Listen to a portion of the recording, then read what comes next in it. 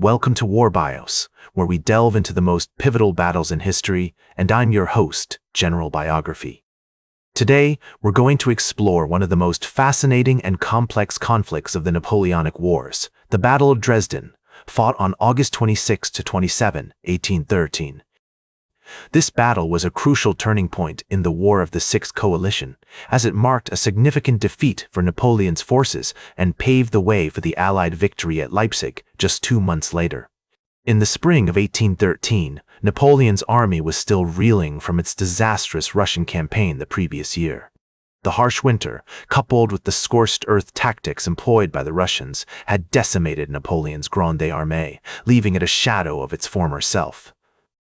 Despite being severely depleted, Napoleon managed to rebuild his forces, and, by May 1813, he had assembled a formidable army of over 200,000 soldiers, although many were raw recruits or hastily trained conscripts. Meanwhile, the Allied forces, consisting of Russians, Prussians, Austrians, and Swedes, were coalescing under the leadership of Tsar Alexander I of Russia, King Frederick William III of Prussia, and Prince Clemens von Metternich of Austria. The Allies were determined to take advantage of Napoleon's weakened state and drive him out of Germany.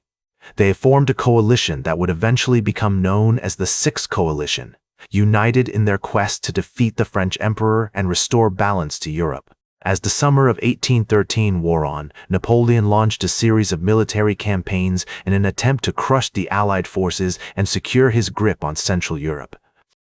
One of his most trusted generals, Marshal Michel Ney, was tasked with leading a corps of over 50,000 soldiers into Saxony, where they would face off against the combined forces of the Russians and Prussians. The Saxon countryside, with its rolling hills, dense forests, and winding rivers, provided a challenging terrain for military operations, but Napoleon was confident in his army's ability to adapt and overcome. In July 1813, Napoleon's army won a series of skirmishes against the Allies in the vicinity of Dresden, which is located in the eastern part of present-day Germany. The city was a strategic prize as it controlled access to the Elbe River and provided a crucial logistical hub for the French army. Napoleon, aware of the importance of Dresden, ordered Marshal Laurent de Gouvion-Saint-Cyr to lead a corps of 30,000 soldiers into the city and prepare its defenses for an impending Allied attack. The French army was arrayed across the plains surrounding Dresden, with Marshal Saint-Cyr's corps holding the city itself. The Allies, meanwhile, were gathering their forces to the north and east of Dresden, preparing to launch a massive assault on the French positions. The air was thick with tension, as both sides knew that the upcoming battle would be a decisive turning point in the war. In the days leading up to the battle, tensions between Napoleon and his generals were running high. Marshal Ney, who had been tasked with leading the French army's left flank, was at odds with Napoleon over strategy, and there were concerns that the French lines might be vulnerable to an Allied breakthrough. Despite these internal conflicts, Napoleon remained confident in his ability to defeat the Allies and secure a decisive victory.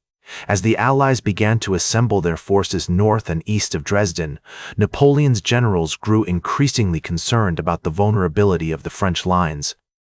On August 25, 1813, the day before the battle, Marshal Saint-Cyr rode out to inspect the defenses of Dresden, his corps of 30,000 soldiers arrayed across the city's outskirts. The late summer sun cast long shadows across the landscape as he surveyed the terrain, noting that the Elbe River protected their right flank and a series of hills and forests covered their left. However, he also recognized that the French lines were thinly stretched, with some sectors manned by barely more than a skirmish line. The weight of responsibility hung heavy on his shoulders, for he knew that the fate of Dresden and the entire campaign depended on the outcome of the impending battle. As Saint-Cyr returned to his headquarters, the sounds of preparation filled the air, the clanging of swords, the rumble of artillery, and the murmur of soldiers' voices as they readied themselves for the fight. The atmosphere was tense, with an undercurrent of unease that even the most seasoned veterans could not ignore. Despite these concerns, Napoleon remained confident in his ability to defeat the Allies. He spent the evening of August 25 reviewing his plans and making final adjustments to his deployment, poring over maps and consulting with his generals. As he pored over his maps, he remarked to one of his aides, "The fate of Europe will be decided tomorrow, and I will not be found wanting." His words betrayed a sense of determination, but also a hint of unease, as if he knew that the battle ahead would be far from easy. The night air was heavy with anticipation, as Napoleon's generals and staff officers gathered around him, their faces illuminated by the flickering light of candles. The emperor's eyes gleamed with intensity as he outlined his strategy, his voice low and urgent. He spoke of the importance of holding the high ground, of using the terrain to funnel the Allied attacks into killing zones, and of exploiting the weaknesses in the enemy's lines. His generals listened intently, their faces set with determination as they absorbed the weight of their commander's words. At dawn on August 26, 1813, the Allies launched their assault on the French positions. The Russian general, Barclay de Tolly, led the main attack against the French center, while the Prussian forces under General Blucher struck at the French left flank. The French artillery, deployed in strong batteries across the battlefield, unleashed a withering barrage that slowed the Allied advance. The sound of cannons thundered across the landscape, shaking the earth and sending shockwaves through the air. However, the sheer weight of numbers eventually began to tell, and the French line started to waver. As the battle raged on, Napoleon's generals began to feed in their reserves, trying to stem the tide of the Allied onslaught. Marshal Ney's corps, which had been held back as a reserve, was committed to the fight around 10 a.m., and its arrival helped to stabilize the French left flank. However, the French center remained under intense pressure, and by mid-morning, the Allies had broken through the first line of defenses. The fighting was fierce and intense, with both sides suffering heavy casualties. The French soldiers, many of whom were veterans of previous battles, fought tenaciously, but they were outnumbered and outgunned. As the day wore on, the Allied superiority in numbers began to tell, and the French line started to retreat. By late afternoon, the Allies had pushed the French back across the Weißritz River, which marked the outer defenses of Dresden. The sound of musketry and cannons grew fainter as the French army fell back, leaving behind a trail of dead and wounded.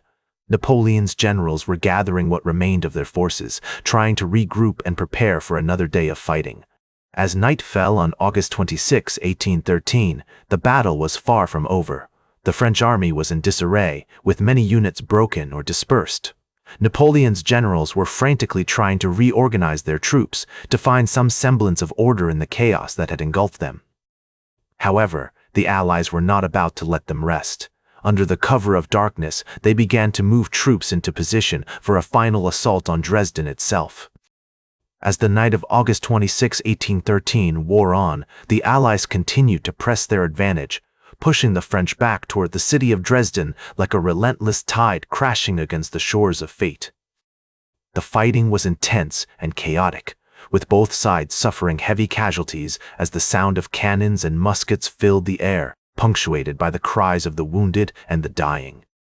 Despite being outnumbered, the French put up a fierce resistance, their soldiers fueled by desperation and duty, but they were ultimately unable to hold back the Allied tide. The city of Dresden, with its Baroque architecture and picturesque streets, was transformed into a battleground as buildings shattered and streets became littered with the dead and wounded. The once manicured gardens and parks were now trampled and blood-soaked, bearing witness to the brutality of war. As the French defenses began to crumble, their generals were in disarray, struggling to maintain some semblance of order as their troops fell back in confusion, like a house of cards crumbling under the weight of an unstoppable force. The Emperor's departure marked a turning point in the battle, as the French resistance began to wane, and the Allies sensed victory within their grasp. By the morning of August 27, the Allies had broken through the French defenses and were pouring into the city like a conquering horde, their banners and flags waving triumphantly in the wind. The streets were filled with the sound of cheering soldiers as they claimed the city as their own, while the French survivors slunk away, defeated and demoralized. As the Allies consolidated their hold on Dresden, they began to count the cost of their victory, a tally of blood and treasure that would be remembered for generations to come. The city was in ruins, its buildings shattered, its streets littered with the dead and wounded, and its people left to pick up the pieces of their shattered lives. The French had suffered heavily, with estimates suggesting that they had lost over 10,000 men, a staggering number that would be felt throughout the empire. The Allies had also taken significant casualties, but their superior numbers had ultimately told as they emerged victorious from the carnage. As the historian Dominic Levin has observed, the Battle of Dresden was a decisive victory for the Allies, and it marked a major shift in the balance of power in Europe. The battle had shown that Napoleon's army was not invincible, and it had given the Allies the confidence they needed to push on and ultimately defeat the French. In the aftermath of the battle, Napoleon's army was forced to retreat from Saxony, marking a significant turning point in the war. The Battle of Dresden had been a crushing defeat for the French, and it marked the beginning of the end of their dominance in Europe. As the military historian John Keegan has noted, the Battle of Dresden was a classic example of a decisive victory in which the winner was able to impose his will on the loser and achieve a significant strategic advantage. It marked a major turning point in European history, and it had far-reaching consequences for the continent and the world. The battle is still studied by military historians and strategists around the world, who seek to learn from the tactics and decisions of the commanders involved. That's all for today's War Bios. Remember to like, share, and subscribe, and until next time, I'm General Biography reminding you to keep marching toward victory.